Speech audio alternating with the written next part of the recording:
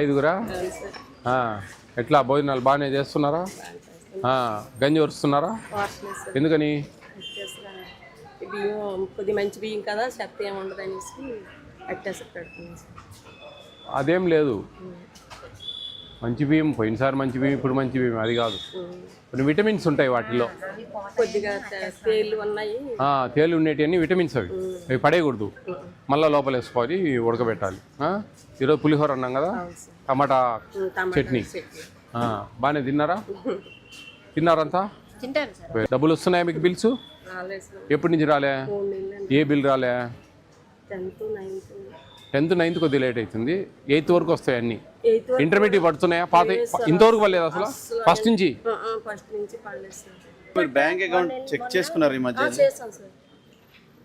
ఇన్ని నెలలు ఉండదండి అసలు. 3 నెలలు అయింది సార్. ఆఫీస్ కూడా వెళ్ళి చెక్ చేస్తాం సార్. వచ్చి క్రెడిట్ అయ్యాయి.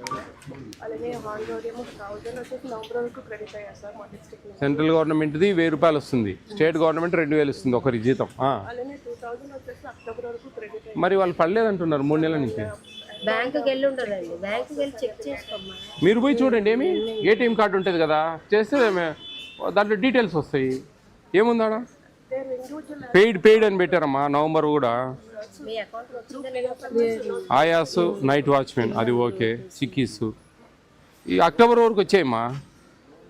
అక్టోబర్ వరకు క్లియర్ అయిపోయింది సార్. ఆండోరియం కూడా 1000 రూపాయలది వచ్చింది నవంబర్ది, అక్టోబర్ది రాలే. మీరు చూడండి ఒకసారి బుక్కులు, తప్పేం లేదు మా వాళ్ళకి తెలుసో తెలియక అడుగుతూ ఉంటారు, తప్పేం లేదు. మనం టేక్ వెరీ పాజిటివ్లీ.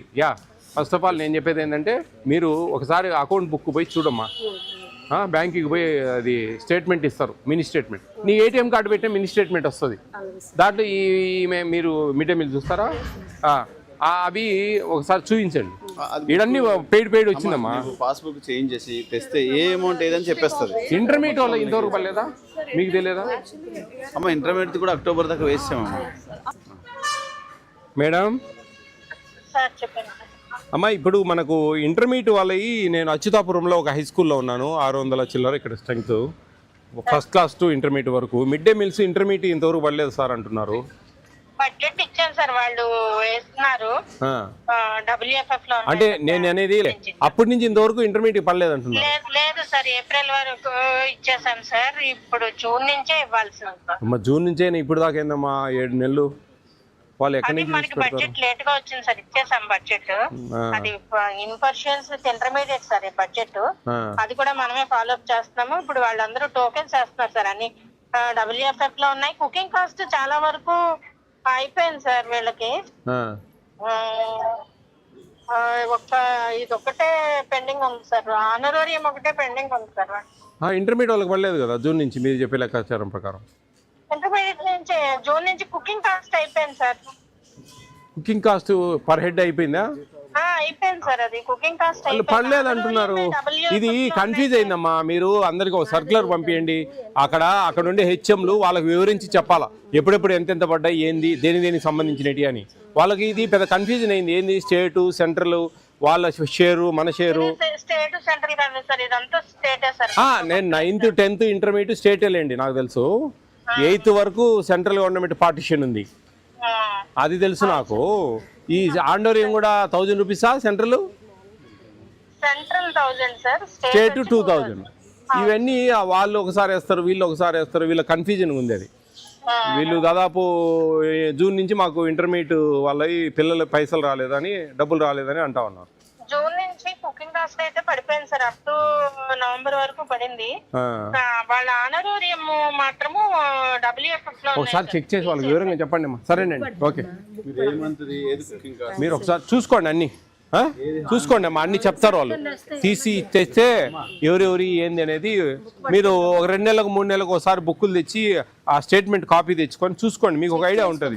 అందరు ఇదే అంటా ఉన్నారు, ఎవరు పైన మాకు మీకు తెలిసి తెలియక మాకు పడలేదంటారు. మేమేమో ఆడ హెడ్స్తో మాట్లాడితే వాళ్ళు పడింది సార్, మేము వేసినాము, ఆండోరియం ఒకటి పడలేదు, అది వేస్తాం త్వరలో, బడ్జెట్ పెట్టాము, అది ఇది అంటా ఉన్నాం. బాగా చేయండి. బాగున్నారా? భోజనాలు బాగుంటున్నాయి ఇక్కడ? మీరు తినే భోజనాలు నేను చెక్ చేస్తూ ఉంటాను, ఎలా ఉన్నాయి, ఏమన్నా ఎక్కువ తక్కువలు ఉన్నాయా అని. మీకు డైలీ ఎగ్ ఇస్తున్నారా? డైలీ ఎవరే అది చెప్పాలా మీరు? డైలీ చిక్కీ వస్తుందా?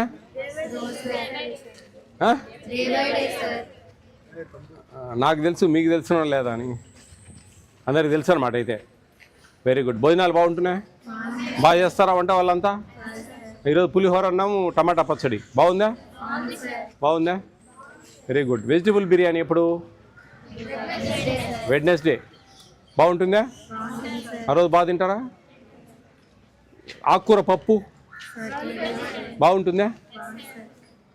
మేడం, ఈ మీకు మీకు మేము చెప్పేది ఏంటంటే 30 grams మనము కందిపప్పు ఇస్తాం, 7.5 ml ఆయిల్ ఇస్తాం.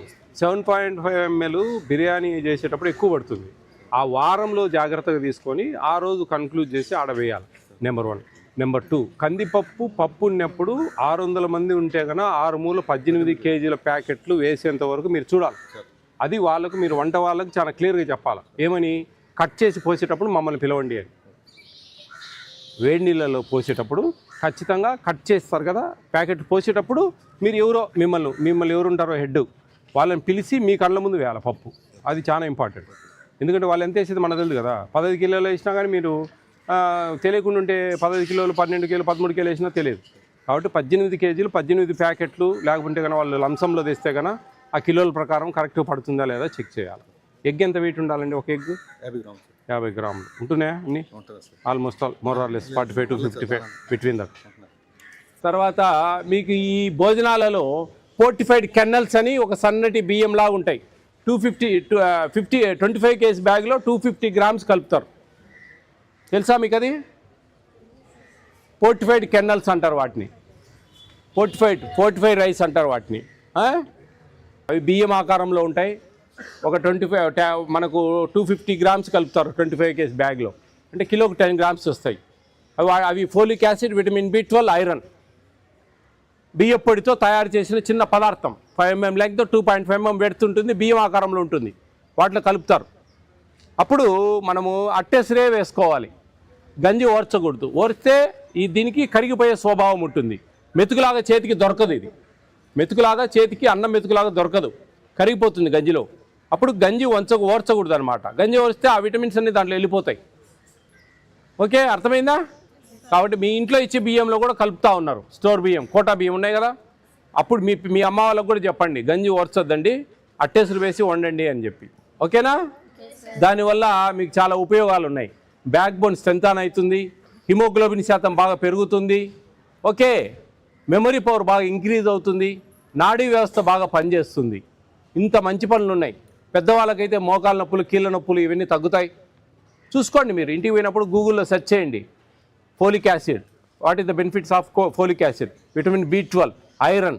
మీరు చెక్ చేసినారంటే అన్నీ దొరుకుతాయి అవన్నీ.